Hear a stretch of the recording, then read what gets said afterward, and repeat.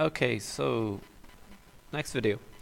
Um, what we've got is we've got three tables now in our database. Okay, if we just go back to our normal view, so we've got our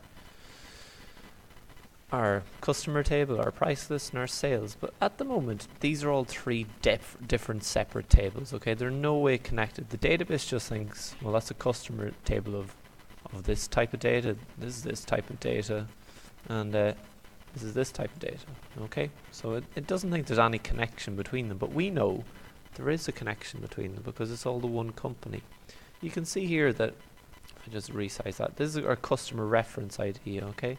And you can see that number 1 is Jane Dyson and number 29 is this lady Amy Savinelli. So that's her reference number, her customer ID. Each one of you have a student ID in the school, so you have a student number, and that's how you're identified. So this is Amy Savinelli, or Savinelli.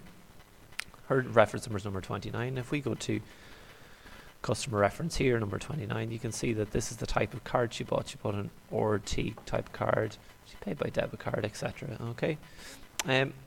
So we know there's a relationship between them. So what we're going to try and do is connect them up.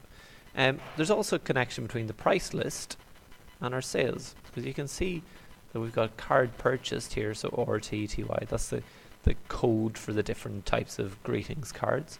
And we've got also here the card reference, so that's the type of card. So you can see here that Amy bought an ORT card, and if we go back to her ORT, that's a retirement card, and it cost her $4.50. So we can see there's a relationship between card purchased and card reference. Now, to make things a bit simpler, I'm going to make sure the card purchased and card reference have the same name.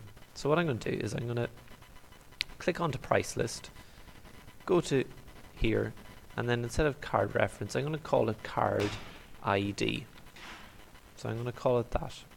Okay, and then I'm going to go to sales, and again I'm going to go to here, instead of card purchased, I'm going to call it card ID as well, just to make it a little bit simpler for myself.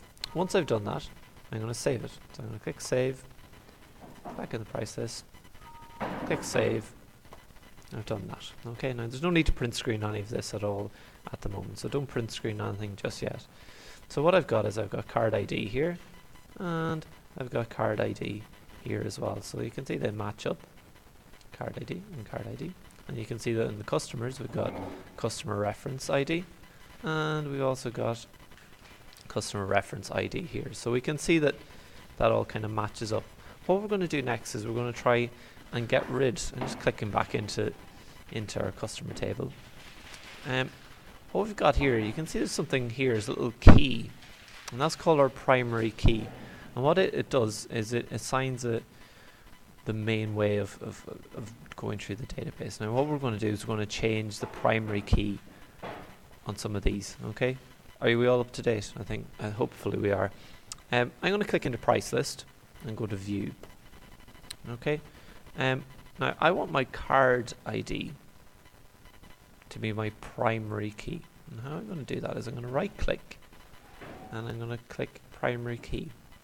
Okay, and the primary key just means, if you have your mouse over here, it might say, but primary key is the main way that the database identifies stuff in it. Okay, so I've right clicked here and I've selected that as my primary key. What I'm going to do now is the ID one, I'm just going to delete it. So I'm going to right click and delete the rows. Do you want to delete it? Yes, I do.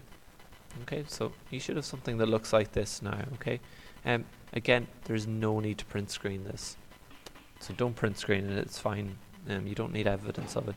I'm going to go next to sales, and again I'm going to make sure I'm into the datasheet view, and I'm going to change the ID to